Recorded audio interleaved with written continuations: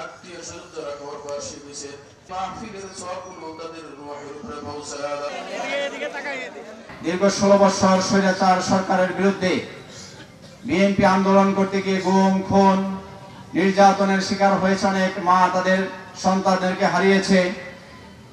এখন 5 তারিখে ছাত্র জনতার আন্দোলনের পরে দেশে স্বাভাবিক পরিস্থিতি ফিরে এসেছে। বিএনপি এবং সকল দল, রাজনৈতিক দল নির্বাচনের জন্য প্রস্তুতি গ্রহণ করছে। এর মাঝে দু একটি দল পিয়ার পদ্ধতি নিয়ে যে বিশৃঙ্খলা আপনারা করছেন, আমরা অনুরোধ করব, বিএনপি বারবার বলছে আসেন ঐক্যবদ্ধভাবে একসাথে মিলে এই দেশটা আমরা গড়ি এবং কোনো কথা থাকলে টেবিলে বসেন, আলোচনা করেন। সংস্কার একটি চলমান প্রক্রিয়া, বিএনপি 31 দফা প্রস্তুত করেছে।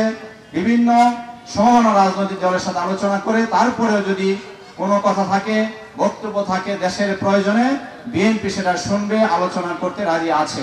মানুষকে সাথে নিয়ে, বিভিন্ন রাজনৈতিক দলকে সাথে নিয়ে ঐক্যবদ্ধভাবে আমরা একসাথে এই সমাজকে সুন্দর ভাবে আমরা এগিয়ে নিয়ে যাব এবং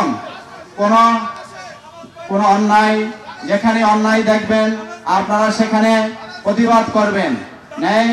ন্যায় প্রতিষ্ঠা করতে হলে ঐক্যবদ্ধ থাকতে হবে, সাহস নিয়ে আগায় আসতে হবে, তাহলে সমাজ সুন্দর হবে। কোথায় কিশোর গ্যাংয়ের দৌরাত্ম্য, কোথায় চাঁদাবাজি হচ্ছে, সে যে দলেরই হোক, কোনো বিন্দু পরিমাণ ছাড় দেওয়া হবে না। আপনারা ঐক্যবদ্ধ থাকবেন। আমাদের পার্টির ভারপ্রাপ্ত চেয়ারম্যান, সিনিয়র নেতৃবৃন্দ সবসময় বলছেন ইতিমধ্যে অনেক নেতা কর্মীর বিরুদ্ধে ব্যবস্থা নেওয়া হয়েছে যারা অন্যায় পথে গিয়েছেন এবং স্বাভাবিক পরিস্থিতি ফিরে এসেছে। ইনশাআল্লাহ আগামী দিনে ঐক্যবদ্ধভাবে একটি সুন্দর বাংলাদেশ গড়ার জন্য আমরা একসাথে কাজ করব।